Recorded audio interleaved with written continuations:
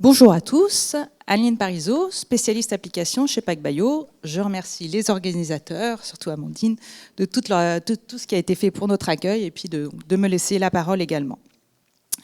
Donc aujourd'hui, je souhaite aborder l'importance de la qualité de séquençage grâce au ReadIFi sur justement les séquences répétées qui sont, on le sait, compliquées à séquencer, et aussi sur la partie transcriptomique avec l'importance d'avoir tous les événements justement d'épissage, on en parlait ce matin, ou les fusions ou les mutations.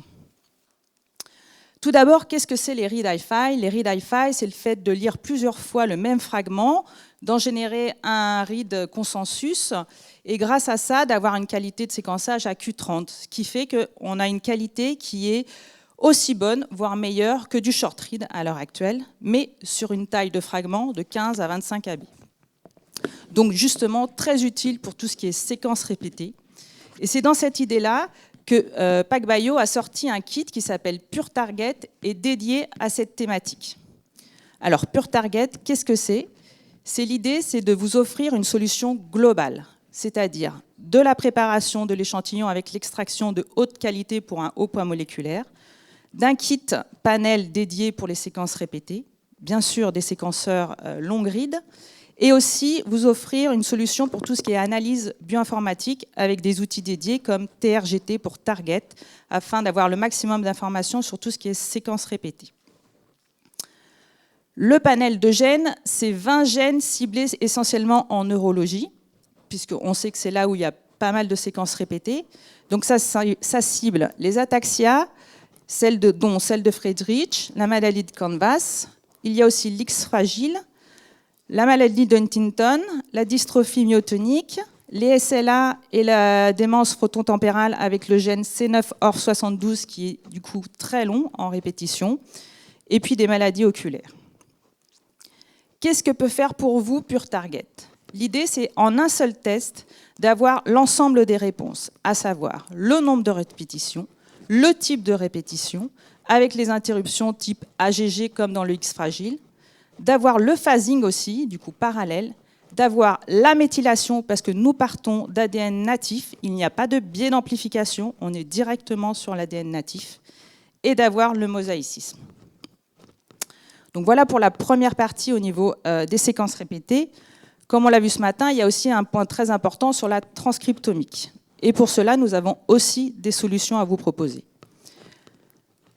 Tout d'abord, la transcriptomique, on l'a vu à l'heure actuelle, quand vous avez vos ARN que vous avez extraits, qui sont pleine longueur, vous les fragmentez pour pouvoir les séquencer sur les instruments disponibles, qui limitent du coup à 200-300 paires de bases.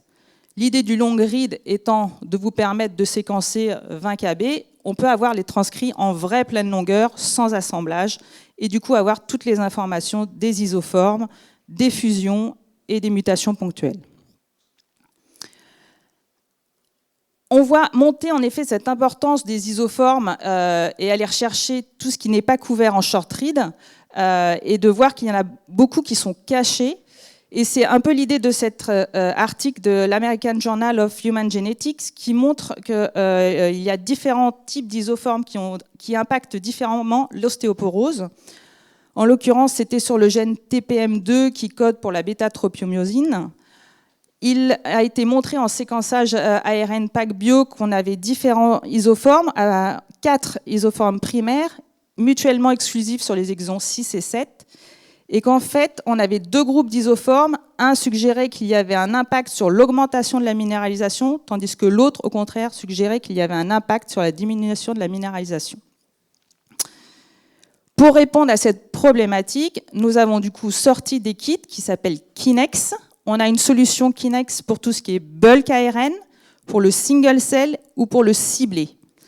Ça vous donne une solution d'avoir toutes les tailles de ce transcrit, du petit au grand, couvert sans assemblage, par une technique de concaténation, et ce qui nous permet aussi d'augmenter en nombre de reads.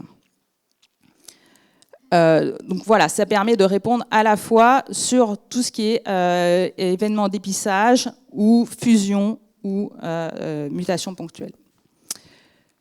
Si vous avez des questions sur les kits, je ne suis pas rentrée très en profondeur dans les définitions et les techniques utilisées, n'hésitez pas à venir nous voir, nous sommes là, ou à nous contacter en direct avec grand plaisir. Je vous remercie pour votre attention.